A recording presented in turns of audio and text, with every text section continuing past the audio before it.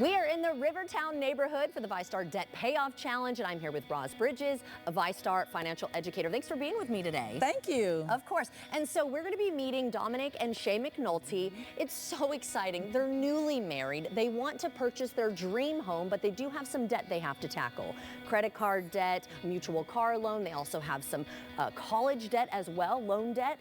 So that's kind of where you come in. Absolutely. I'm so excited to meet the new couple, newly married couple, and really help them navigate and set a solid foundation for merging their existing debt prior to being married, still protecting their savings account, and then getting them really set on a solid foundation for what's to come in the future with new home ownership and hopefully on the path for starting a new family as well. That's right. So let's go ahead and meet them. Absolutely. All right, after you.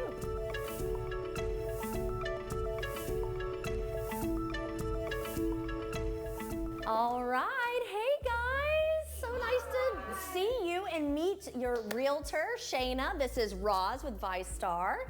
So what does it feel like to be in your potential dream home? It feels really nice. It's really cool to see something that could possibly be ours. Yes. We got married a few years ago and it's been a journey, but we didn't really consider combining finances until a few months ago when we bought a car, and then seeing that with the goal of buying a house in the future, it's a lot, and we're excited to just see the potential. Yes, well, congratulations. And this is great that you're gonna kind of stay focused now when you see the potential here and kind of keep you motivated. So, Shayna, tell us a little bit about what it really means to be mortgage ready. Being mortgage ready really comes down to a few key things. Lenders want to see a lower debt to income ratio, strong credit scores, and a savings set aside for your down payment. With all these in place, all we have to do is worry about the best thing, which is picking a home that you love instead of worrying about whether or not you'll qualify. Yes, you should not have to worry about that, but I do hear there's a little bit of pressure for having some babies. There may be. Parents want to be grandparents. Oh, absolutely. Okay, so we want to make sure that you have a strong financial foundation. That's where Roz comes in, right? Yes, absolutely. We want to help them set a clear path to combining debt. I know you have debt that you had prior to marriage, and you had debt prior to marriage, and as you said, you guys took the great step of looking at this. What does it look like to combine this, still have a savings account that you can protect and continue to build and grow, and still have the opportunity to purchase your home with the shared common goal of home ownership, right? So I'm so excited to be a part of that. Right, so heading to the branch, you'll come up with a plan for them? Absolutely, coming up with that clear plan of how they can have this home ownership at the quickest possible way for them. I like the sound of that. What do you think? Sounds good. You ready to get started? Let's do it. All right, let's head to the branch. See you when you're mortgage ready. All right, you guys, I'm so happy to have you here at the VyStar branch with me today. Thank you so much for coming in. We're going to start out by talking about combining your finances, right, so you can purchase your home. The first step to purchasing your home is building a strong financial foundation, paying off debt, and then also protecting your savings account. So let's get started. And what we're going to do today is actually build your home. I'm excited about this. Are you guys ready? Let's do it. All right, awesome. Let's talk about it. The first thing that you want to do is pay yourself. You want to make sure that you're continuing to build your emergency savings as you're going along in this process. You also want to talk about minimum payments. You want to make sure that you're always making the minimum payments on your credit cards or any other debt that you have, so that you continue to keep that high credit score to help you support that loan that you're going to need, right?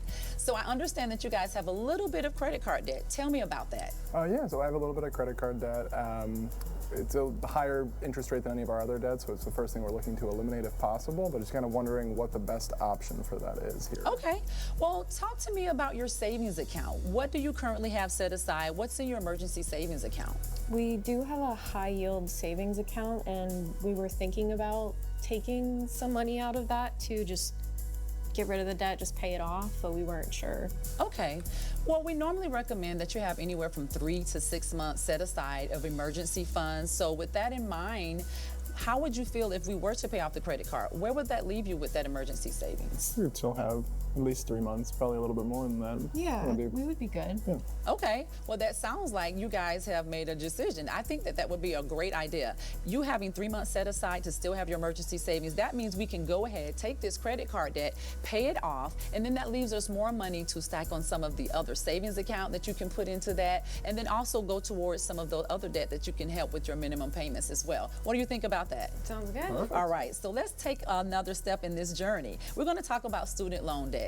How does that look to you guys? What does your student loan debt look like? We both have a little bit of student loan debt. I think yours is a little bit higher. I have a bit more than he does. Okay, so this will represent yours. You've got a little bit more debt. And then you've got some student loan debt over here as well. So let's talk about that. So we've talked about we're going to already pay down this credit card. It's paid off. So now that we have taken that money and freed it up, we can do what with that? Put it towards student loan debt, hopefully. Put it towards student loan debt, absolutely. And now we're going to move into what your income looks like. Tell me about that. So household split, I think you'll make about 60% of our household income. I'll do about 40%. Okay, so we've got a 60-40 split. And with that being the case, it looks like maybe you have a little bit more of an opportunity to put some extra or additional funds inside of your emergency savings account. Right. Okay. And with this credit card again being paid off, we can definitely make sure that we do that and make that happen, because sometimes it's not always about 50-50. It's about helping you reach that shared goal quicker and faster and what works well for you all. Right, getting the debt paid down as quickly as possible. So Yes. applying a little bit more of what we would have paid towards the credit card towards Shay's loans. For example, bringing that whole overall debt obligation down. Sounds like a good starting point. I think that sounds like a good plan. You guys are already doing this. You already know what you're doing. I love it. A little bit. So we have a shared loan. We have a shared debt, and that's your car loan. So we can take some of those funds actually and put it towards the car loan and look at paying that down even faster, right? Right. So always Great. making minimum, but trying to go beyond the minimum if we can, right? Absolutely. Always paying additional always helps you pay less interest, and so that helps the overall picture of getting you, again, to that home loan ownership faster. Perfect. Right? So we've got that plan set up. We already know. She's going to put a little bit extra into the emergency savings. We're going to apply a little bit more to your debt to get it paid off quicker and faster. Perfect. So this sounds like the great monthly plan that we've set up for you all. We want to make sure that we continue to work through this plan. We want to make sure that we continue to make those minimum payments, that we set those payments aside also for our emergency savings, put more into that. And then we also want to make sure that if things change along the way, it's okay, because we can change this plan according to what's going to continue to work well for you. So as we continue to keep in touch with each other and work through this plan, that's okay. We can pivot, we can change it to meet your needs and what's working best for you. Perfect. Awesome. Perfect. So it sounds like this is going to get you out to your ultimate goal of home ownership and having your home and getting you mortgage ready. So now that we've talked about the monthly plan, you guys had some questions about combining your monthly expenses. So we've largely kept our finances separate for a while. We're kind of figuring out what the best plan is going forward. Again, we recently bought a car together, and it kind of started off that conversation of, wait, our finances are entirely separate. Well, what's the best option for us moving forward with our different debt obligations, with this shared goal? What should we be doing? Okay, great. So there's 3 options that we can discuss, and then you guys can take some time to think about it on your own and see what's going to work best for you. All right, so our first option would be that we keep everything separate but aligned, meaning you pay your own separate bills, you keep everything separate, but it's aligned with that same common goal of knowing that the home ownership is what we're looking to do. So we're still doing things separate, but we're aligning them together. You're paying your own bills, she's paying her own bills, okay? And then we have the second option of where we combine everything fully. We are now putting everything together. We're taking everything out of the same income. We're making sure that we're paying these debt, we're paying them down, everything gets mailed out at the same time. That kind of works well with you as far as what you're looking to do, as well as going towards the home ownership. And our third option is a hybrid option. We find that most of our newly married couples tend to like this one a little bit better. Let's talk about it a little bit. So this would involve you having a shared account where you pay bills out of and shared expenses, and then you also have your own separate accounts that you can still manage on your own and navigate that account, what you need for your own personal interests as well. So that gives you an opportunity to still see how are we paying down debt, how are we saving for our emergency savings, and then also still the ability to manage your own funds at the same time. So I think with all 3 of those options, you've got some things to think about. What do you think? Yeah, I'd love to go over the different options, take into our finances and see exactly our debt obligations and see which option works best for us. But I think it's a few great options there. I really want to comment on you guys talking about this. You've really taken the time to put some thought into it. And I think that's really important as you go into purchasing a home and getting mortgage ready.